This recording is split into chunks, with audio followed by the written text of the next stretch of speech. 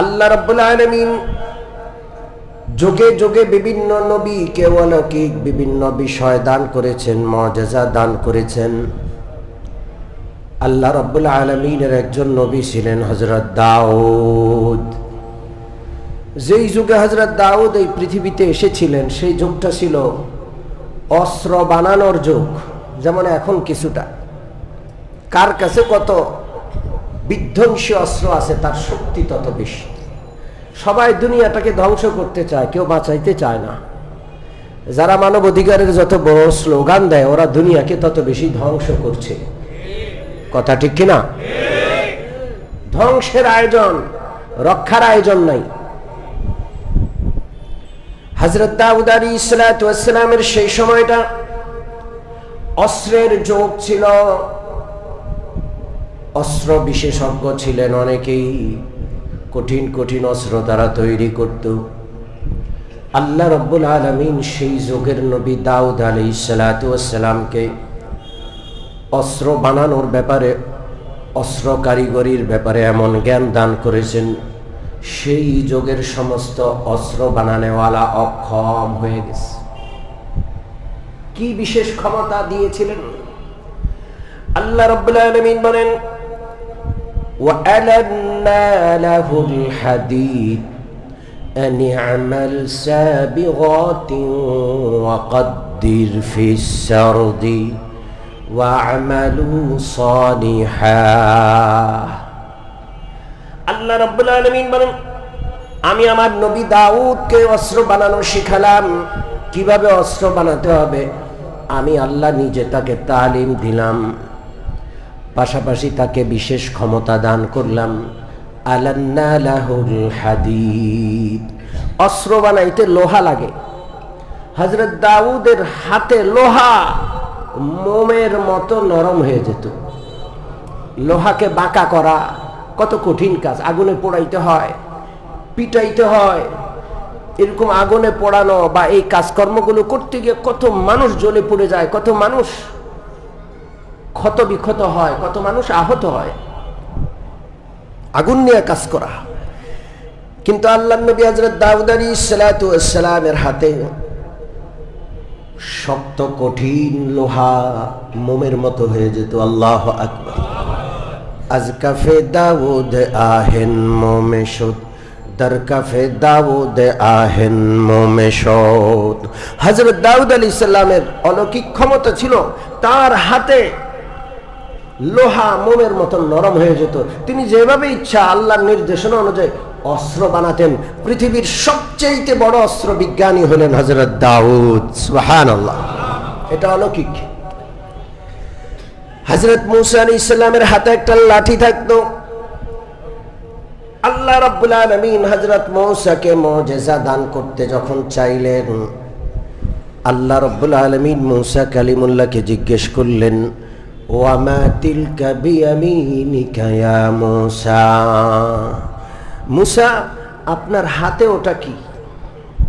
হযরত মূসা আলাইহিস সালাম বললেন, হিয়া আসায়া, আল্লাহ গো এটা আমার হাতের লাঠি। আতাওয়াক্কাউ আলাইহা ওয়া আহুশু বিহা আলা গনামি ওয়া লিয়া ফিহা মাআরিবু উখরা। এই লাঠি দিয়ে আমি ট্যাক লাগিয়ে দাঁড়াই, আমার ছাগলগুলোর জন্য গাছের মধ্যে বাড়ি দিয়ে পাতা পাড়ি। এই লাঠি দিয়ে আমার কত কাজ আমি বলে শেষ করতে পারবো না। লাঠি দিয়ে তিনি কি করেন, লাঠি দিয়ে কদ্দুর কি করা যায় সেটা তিনি কোন রকম বললেন। কিন্তু আল্লাহ রাব্বুল আলামিন এই লাঠির মধ্যে তার কুদরত, এই লাঠির মধ্যে আল্লাহ তাআলা হযরত মূসাকে মুআজিজা দান করবেন সেটা দেখাতে চাচ্ছেন। আল্লাহ বললেন, আলকিহা ইয়া মূসা, মূসা লাঠির কাজ যতটুকু আপনি বলছেন শুধু অতটুকু না, একটু হাত থেকে ফেলে দেখেন আর কি কি কাজ হয় লাঠি দিয়ে। আল্লাহু আকবার। ফাআলকাহা, হযরত মূসা আলাইহিস সালাম যখন লাঠিটা হাত থেকে ফেললেন, ফাইদা হিয়া হাইয়াতুন তাসআ, এই লাঠি বিশাল অজগরে রূপান্তরিত হলো। তাসআ, শুধু অজগর মানে মহড়া না, অজগর আবার এক প্রকারের মরা হয়, অজগর লড়তে পারে না। অজগরের একটা খাসলত, চিড়িয়াখানায় গিয়ে দেখবেন এটা যেমনি পড়ে রয়েছে মরার মতো, অমনি পড়ে আছে, ঠিক কিনা? হযরত মূসার হাতের লাঠি যখন অজগর হয়, আল্লাহ বলেন তাসআ, বিশাল দেহি অজগর, কিন্তু এই বিশাল দেহ নিয়ে সে এমন ভাবে নড়ছে যেমন পাতলা সাপ খুব জোরে নড়ে, দৌড়াচ্ছে। হযরত মূসা আলাইহিস সালাম এই লাঠিকে তো শুধু লাঠি বলে মনে করতেন, এই লাঠি যে এত বিশাল সর্পে পরিণত হবে এটা তো তিনি কল্পনাও করেন নাই। হযরত মূসা দিলেন দৌড়। কি করলেন? জোরে বলেন। দৌড় দিলেন। ওয়ালাম ইউআতিব, এত জোরে দৌড়লেন, পালালেন যে পিছনের দিকে আর তাকাচ্ছেন না। আল্লাহ রাব্বুল আলামিন মূসাকে ডাক দিলেন, খুযহা ওয়ালা তাখাফ সানুঈদুহা সিরাতাহাল উলা।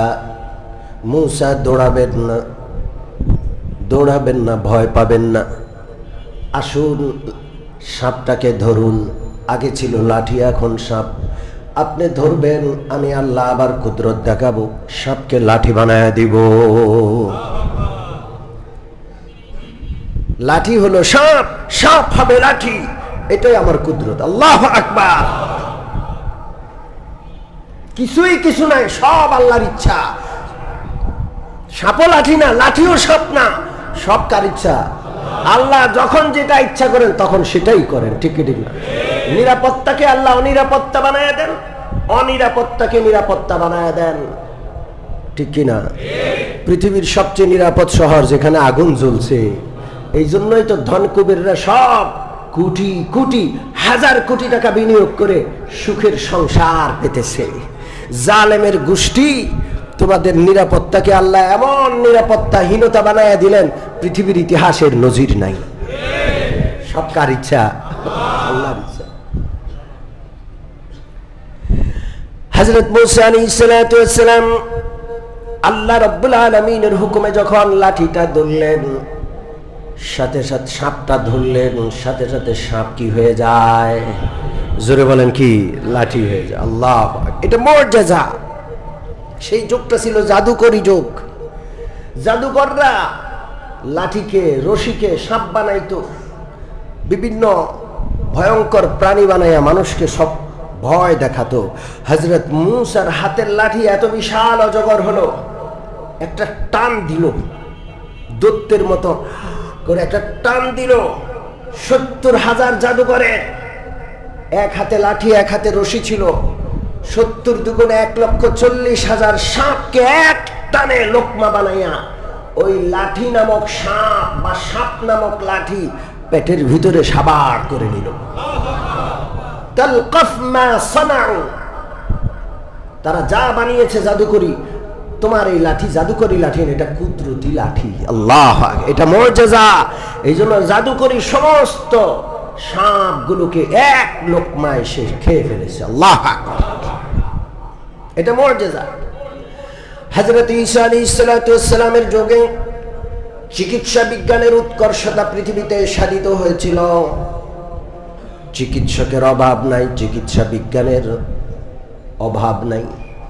আল্লাহ রাব্বুল আলামিন হযরত ঈসা আলাইহিস সালাতু ওয়াস সালামকে এমন মুআজিজা দান করলেন, এমন চিকিৎসা ব্যবস্থা তাকে শিখালেন, কিয়ামত পর্যন্ত পৃথিবীর সমস্ত চিকিৎসা বিজ্ঞানী অক্ষম। কেউ পারবে না হযরত ঈসার মুআজিজার সাথে মোকাবেলা করতে। হযরত ঈসার মুআজিজা কি ছিল?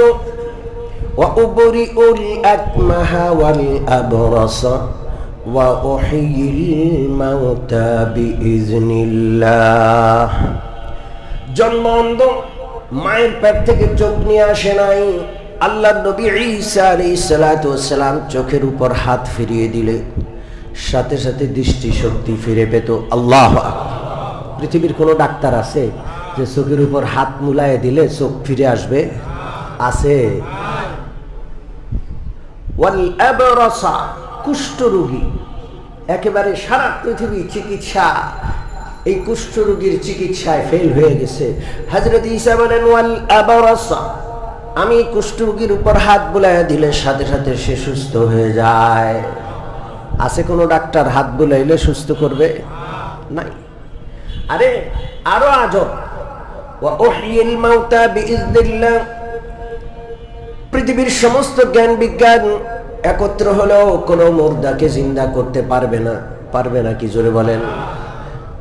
কোন মুর্দার সামনে হযরত ঈসা আলাইহিস সালাম দাঁড়াইয়া যদি বলতেন কুম বিইজনিল্লাহ, আল্লাহর হুকুমে জীবিত হয়ে যাও, এই মরা মানুষ আল্লাহর হুকুমে জীবিত হয়ে দাঁড়ায়া যাইত। পারবে চিকিৎসা বিজ্ঞান? কিয়ামত পর্যন্তের জন্য সবাই অক্ষম। এমন শক্তি, এমন অলৌকিক বিষয় আল্লাহ হযরত ঈসাকে দান করেছিলেন। সুবহানাল্লাহ, সুবহানাল্লাহ। আল্লাহ রাব্বুল আলামিন বিশ্বনবী রাহমাতুল লিল আলামিনকে মেরাজ নামক অলৌকিক ক্ষমতা দান করেছেন, যেটা কোন নবীকেও আল্লাহ দেন নাই। মেরাজ হলো সরাসরি নবীজির সাথে সাক্ষাৎকার। জোরে বলেন কার? আল্লাহর সাক্ষাৎ নবীজির সাথে। লক্ষাধিক নবী আল্লাহ পাঠিয়েছেন, কারোর সাথে আল্লাহ সরাসরি সাক্ষাৎ দেন নাই। একমাত্র মুহাম্মদুর রাসূলুল্লাহ সাল্লাল্লাহু আলাইহি ওয়াসাল্লামকে আল্লাহ সরাসরি সাক্ষাৎ দান করেছেন। আল্লাহ রাব্বুল আলামিন দাওয়াত দিয়েছেন আমার নবীকে তার আরশে। নবীজি জানতেন নন তিনি আরশের মেহমান। কোথাকার মেহমান? আল্লাহর আরশের মেহমান। আল্লাহু আকবার। নবীজি এই মক্কার জমিন থেকে বাইতুল মুকাদ্দাস হয়ে সাতবক আসমান পাড়ি দিয়ে কোথায় গেলেন? আল্লাহর আরশে গেলেন। কোথায়? ফাআওহা ইলা আবদিহি মা আওহা। আল্লাহ তার নবীর সাথে বিশেষ সাক্ষাৎ দান করলেন। সেখানে কেউ নাই, কিরামান কাতিবিনও নাই। মিয়ানে আশিক মাশুক রমজান, মিয়ানে আশিক মাশুক রমজান, কিরামান কাতিবিরা হাম খবর নিস্ত। আল্লাহ আর আল্লাহর হাবিবের মধ্যে কি আদান প্রদান হলো কিরামান কাতিবিনও জানে না। এটা আল্লাহ আর আল্লাহর হাবিব জানেন। কথা ঠিক কিনা? আল্লাহু আকবার। এই যে অলৌকিক ঘটনা, কিয়ামত পর্যন্ত আল্লাহ জানেন যে কিয়ামত পর্যন্ত মহাবিশ্বকে আবিষ্কারের একটা প্রতিযোগিতা চলতেই থাকবে। ঠিক কিনা? চাঁদ পেয়েছে, মঙ্গল গ্রহ পেয়েছে, চাঁদে যাইতে পারছে, মঙ্গল গ্রহে যাইতে পারে নাই। একটার পর একটা গ্রহ আবিষ্কার হবে। মহাশূন্যে কত কিছু তারা আবিষ্কার করবে। মহাশূন্যে যাওয়ার প্রচেষ্টায় কোটি কোটি ডলার নষ্ট করবে। ঠিক কিনা? চাঁদে জায়গা বিক্রি হচ্ছে। চাঁদের জায়গাটা কার? কে বিক্রি করে? কোন পাগলে কিনে? আছে না নাই? জোরে বলেন আছে না নাই? মানুষ পাগলের যখন আর কোনো কাজ থাকে না তখন চাঁদে গিয়ে জায়গা কিনে। আছে না নাই? আল্লাহু আকবার। মহাশূন্য নিয়ে কত গবেষণা। এই জন্য আল্লাহ তাআলা মহাশূন্যে অতিক্রম করে আরশ পর্যন্ত নবীকে পৌঁছায়া দিয়া কিয়ামত পর্যন্ত জন্য সারা বিশ্বের সমস্ত জ্ঞান বিজ্ঞানকে আল্লাহ অক্ষম করে দিয়েছেন। তোমরা এর 1000 ভাগের, লক্ষ ভাগের 1 ভাগও আবিষ্কার করতে পারবে না। ইতিহাসের প্রথম নভোচারী, ঊর্ধ্ব জগতের ভ্রমণকারী হলেন মুহাম্মদুর রাসূলুল্লাহ সাল্লাল্লাহু আলাইহি ওয়াসাল্লাম। আলহামদুলিল্লাহ। এটা হলো মুজিজা, এটা হলো অলৌকিক বিষয়। সারা পৃথিবীর জ্ঞান বিজ্ঞান এতে অক্ষম। তবে আল্লাহ রাব্বুল আলামিন মুহাম্মদুর রাসূলুল্লাহকে যে মুজিজা দান করলেন, অলৌকিক যে বিষয়টা, সৌভাগ্য সাক্ষাতের মতো বিষয় দান করলেন, সৌভাগ্য এমনি এমনি দান করেন নাই। এর আগে অনেক কষ্ট আছে। কষ্টের পরে মিষ্টি মিলে। কষ্টের পরে কি মিলে? কেষ্ট মিলে। কেউ বলে মিষ্টি মিলে।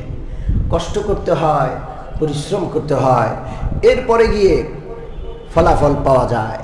একটা সময় কষ্ট করলে আরেকটা সময় আল্লাহ তাআলা সহজ করে দেন। সবকিছু ভোগ করার ক্ষমতা, শক্তি, তৌফিক দান করেন। মহানবী সাল্লাল্লাহু আলাইহি ওয়াসাল্লাম এই মেরাজের সৌভাগ্য এমনি এমনি পান নাই। মেরাজের ঘটনার আগে কি পরিমাণ ত্যাগ ইসলামের জন্য, কি পরিমাণ কোরবানি, কি পরিমাণ কষ্ট করেছেন, সেই ঘটনাগুলো যদি আলোচনা না করা হয় মেরাজের আলোচনাটা অপূর্ণ থেকে যাবে। কথা কি বুঝতে পারছেন? জোরে বলেন, বুঝতে পারছেন? এই জন্য মেরাজের ঘটনার আগে, মেরাজ একটা অলৌকিক বিষয়, এটা আমি আপনাদের সামনে মোটামুটি বললাম।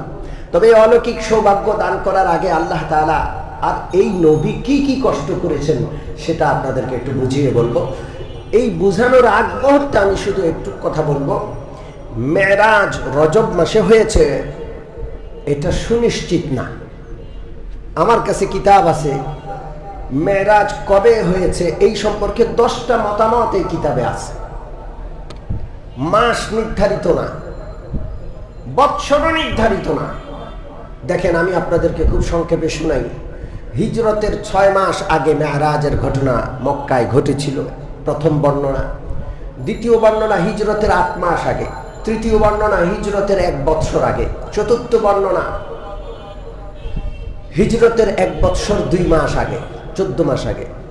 এর পরের বর্ণনা হিজরতের 15 মাস আগে। এর পরের বর্ণনা হিজরতের 17 মাস আগে।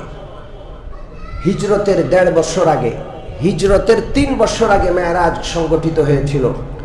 সর্বশেষ বর্ণনা, 10ম বর্ণনা, হিজরতের 5 বছর আগে মেরাজ হয়েছিল।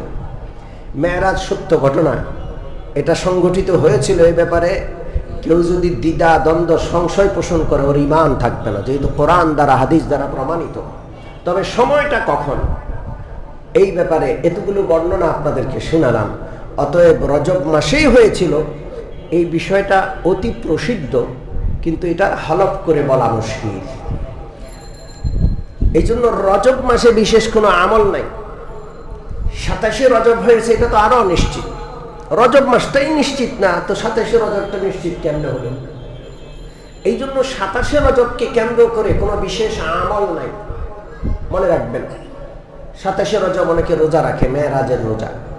ভাই, আল্লাহ রসুল থেকে এটা প্রমাণিত না, পরিষ্কার কথা। আপনি সারা বছর নফল রোজা রাখেন, কোনো অসুবিধা নাই, কিন্তু মেরাজের রোজা মনে করে রাখলে তখন এটা সমস্যা। 27শে রজবের আলাদা কোনো আমল নেই। 27শে রজবের রাত্রি জাগরণ করে শবে বরাতের মতো গুরুত্ব দেওয়া, মুকসিদুল মুমিনিন, নিয়ামুল কোরআন, এই রকমের কিছু অনির্ভরযোগ্য কিতাব আছে, সেগুলোতে বিভিন্ন নামাজ দেওয়া আছে। প্রথম রাকাতে কুল হুয়াল্লাহ এতবার, দ্বিতীয় রাকাতে এতবার পড়লে সারা জীবনের সব কাজা নামাজ এমনি আদায় হয়ে যাবে, নাউজুবিল্লাহ। এগুলো একেবারে সঠিক নয়, পরিষ্কার কথা। বৎসরের 365 দিন যেমন, 27শে রজবের দিনটাও তেমন, সেই রাতটাও তেমন। আল্লাহ যেন আমাদের সকলকে স্মরণ রাখার তৌফিক দান করেন। আসুন, মেরাজের এই সৌভাগ্য লাভ করার আগে আমার নবী সাল্লাল্লাহু আলাইহি ওয়াসাল্লাম কি কি ত্যাগ করেছিলেন, কি কি কোরবান করেছিলেন, একটু আগে থেকে বলবো আমি। মক্কায় চরম নির্যাতন, নবী রাহমাতুল লিল আলামিন মুহাম্মদুর রাসূলুল্লাহ সাল্লাল্লাহু আলাইহি ওয়াসাল্লাম নির্যাতনে অতিষ্ঠ হয়ে গেলেন। সাহাবায়ে কেরাম নির্যাতনে অতিষ্ঠ। আল্লাহর হাবিব সাল্লাল্লাহু আলাইহি ওয়াসাল্লাম সাহাবায়ে কেরামকে মক্কা ছেড়ে সুদূর হাবশায় হিজরত করে যাওয়ার অনুমতি দিলেন। ইথিওপিয়ায় চলে যাওয়ার অনুমতি দিলেন। ইথিওপিয়ার বাদশা ছিলেন নাজ্জাশী, তিনি ন্যায়পরায়ণ ছিলেন। সাহাবায়ে কেরাম দুইবার হিজরত করলেন। সর্বশেষ শতাধিক সাহাবী মক্কা থেকে হিজরত করে নির্যাতন থেকে বাঁচার জন্য হাবশায় চলে গেলেন। মক্কার লোকেরা টেরও পায় নাই। মক্কার লোকদের মাথা নষ্ট যে শতাধিক সাহাবী হিজরত করে হাবশায় চলে গেল, আমরা জানলাম না। এই সাহাবীরা নিজের মাতৃভূমি ত্যাগ করে হাবশায় গিয়ে একটু শান্তিতে দিন কাটাবে, ওই হিংসুক মক্কাবাসী এটাও সইতে পারল না। হাদিয়া উপঢৌকন দিয়া হাফসায় পাঠালো, হাফসার বাদশাকে হাদিয়া দিয়া এই লোকগুলোকে কোনোভাবে আবার মক্কায় নিয়ে এসে নির্যাতন করা যায়। কিন্তু আল্লাহর কি হিকমত, দীর্ঘ আলোচনা, আমি খুব সংক্ষেপ করে বলছি। হাফসার প্রেসিডেন্ট নাজ্জাশী বাদশাহ মক্কার এই দুষ্ট লোকগুলোকে ফেরত দিলেন, তাদের হাদিয়া উপঢৌকন ফেরত দিলেন, মুসলমানদের ফিরিয়ে দিলেন না। মক্কার লোকেরা ব্যর্থ হয়ে ফিরে আসলো, মনে খুব কষ্ট, নির্যাতন করতে পারলো না, নির্যাতন থেকে বেঁচে গেল মুসলমান। দুনিয়ার কাফেররা মুসলমানদেরকে কষ্ট দিতে পারলে ওরা খুশি, ঠিক কি ঠিক না? মুসলমান মরলে ওদের উৎসব, ওরা যুদ্ধ বাঁধাইয়া অথবা যে কোনো অন্য অজুহাতে সারা বিশ্বের মুসলিম নিধনের ওরা মেতে উঠতে চায়, ঠিক কি ঠিক না? আমাদের ওদের কথা মনে রাখতে হবে, এরা দুষ্ট। যখন মুসলমানরা সফল হিজরত করে হাবশায় ভালো আছে, ফিরে আনতে পারলো না, মনে বড় জ্বালা।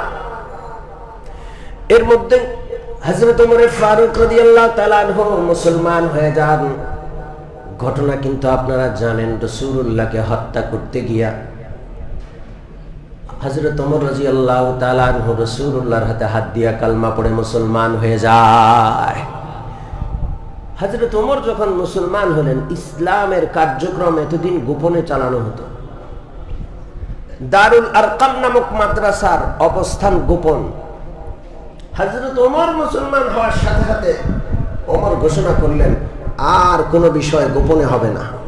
ইয়া রাসূলুল্লাহ, আমরা সত্য ধর্মের অনুসারী কিনা? বলে যে নিশ্চয়ই। আপনি সত্য নবী কিনা? নিশ্চয়ই।